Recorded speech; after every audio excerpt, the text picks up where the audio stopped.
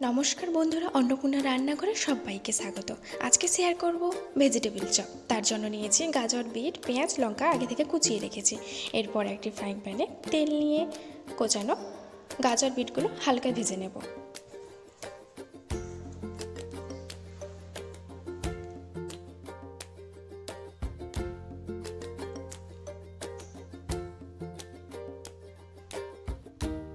Bit গাজরগুলো আমি হালকা ভেজে নিলাম। এরপর অপর দিকে নেব দুটো সেদ্ধ আলু। সেদ্ধ আলুর মধ্যে দেব ভেজে রাখা গাজর, বিট,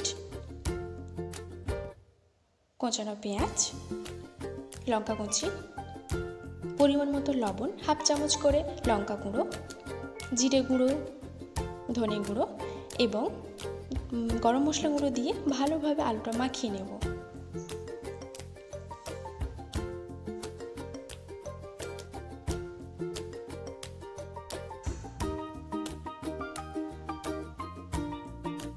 আলুটা ভালো করে মাখিয়ে নিলাম আমি।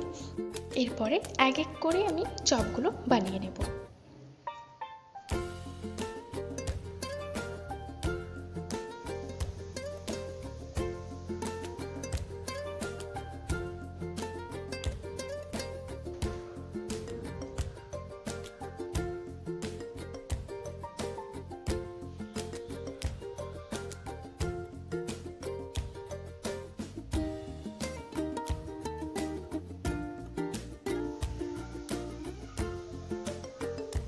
এইভাবে প্রত্যেকটি চপ আমি বানিয়ে নিলাম।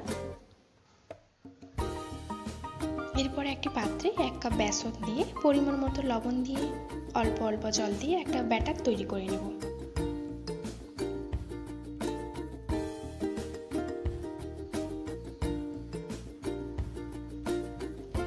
এরকম একটা ব্যাটার তৈরি করে নিয়েছি। ব্যাটারটা যেন পাতলা না হয়ে যায়।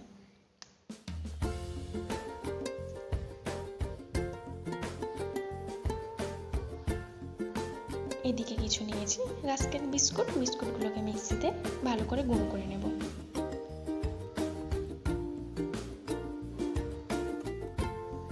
বিস্কুটগুলোকে আমি খুব ভালোভাবেই গুঁড়ো করে নিয়েছি। এরপরে চপগুলোকে ভালোভাবে বেসনের মধ্যে ডুবিয়ে বিস্কুট ভালো করে মাখিয়ে নেব। খুব আস্তে আস্তেই কাজটা করতে হবে, নয়তো ভেঙে যাওয়ার সম্ভাবনা থাকে।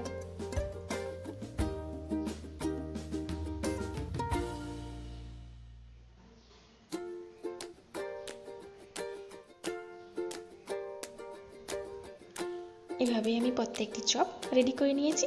এরপরে প্যানের মধ্যে তেল দিয়ে তেল গরম হলে তেলের মধ্যে আস্তে আস্তে করে চপগুলো ছেড়ে দেব এবং ভেজে নেব।